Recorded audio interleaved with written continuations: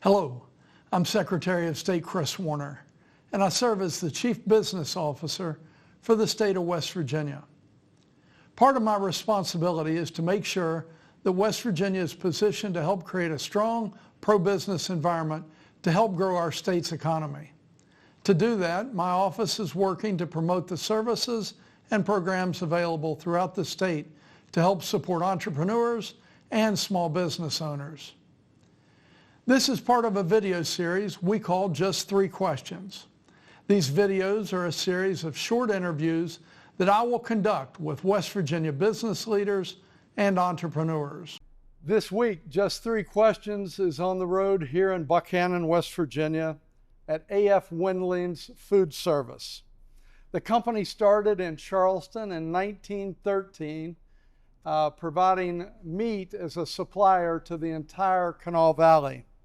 Since then, the business relocated here to Buchanan in 1969, where they have expanded to serve over 9 states, 9,000 different products needed in the restaurant industry, making A.F. Wendling's Food Service West Virginia's largest family-owned distributor and one of the country's largest. Joining me today for Just 3 Questions is Chris Wendling. Chris is the 3rd generation of his family to own and manage A.F. Wendling's. Recently, my office joined the Upshur County Development Authority in presenting A.F. Wendling's with the West Virginia Centurion Chamber of Commerce Award. That's recognition by the state of West Virginia for being in business for more than 100 years. Chris, thank you very much for joining us today. Thank you, Mr. Secretary. Thank you. So, I guess I've got to start with question number 1, Chris. A.F. Wendling's, as we just mentioned, started with your grandfather over 100 years ago in the Kanawha Valley. Sure.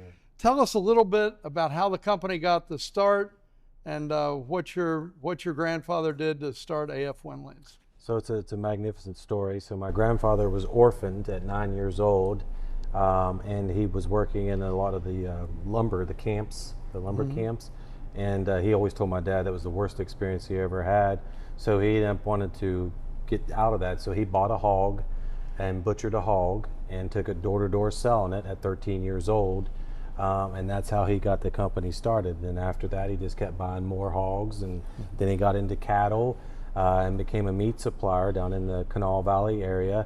Even they used to do rabbits, all different kinds of meats and things in the area.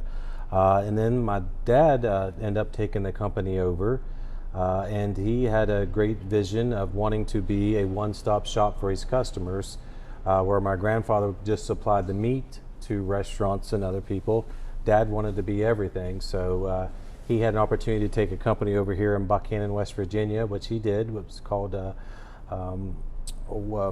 Billingsley Locker, and they ended up taking them over. So that's how we began to be a broadliner in the state of West Virginia, which now, broadline, we carry over 9,000 items. We have access within 3 or 4 days from our suppliers up to 24,000 additional items that we have. So we're very proud of our history. I never had a chance to meet my grandfather, but just proud of the opportunity that he did for my dad and what my dad did for me to give me the opportunity to expand the company again. Well, we know it's not easy to operate any business, much less a family-owned business, for so many years. And on a national level, you all have made it through the Great Depression, World War I, World War II, Vietnam, Korea, 3 national recessions. It goes on, yeah. And pandemics as well. So what gave A.F. Wendling's the ability to be able to make it through all of those national challenges, but then to also grow, quite frankly, when other companies were shutting down? Well, I think obviously hard work pays a lot. We've done a lot of that, but I think the biggest thing is give your customers more than what you're selling.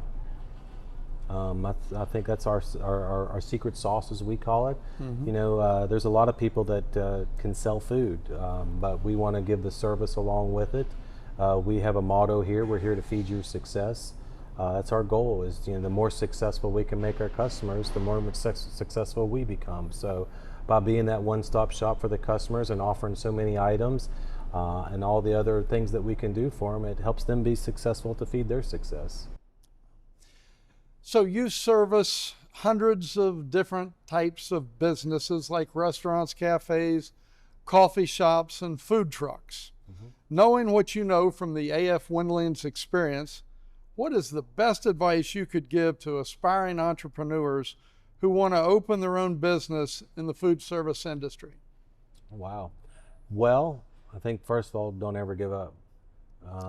It's any business, either the food business or anything. There's going to be challenges. You're going to have peaks and valleys. Some nights you're going to go home, put your head down, it's like, oh, what am I doing?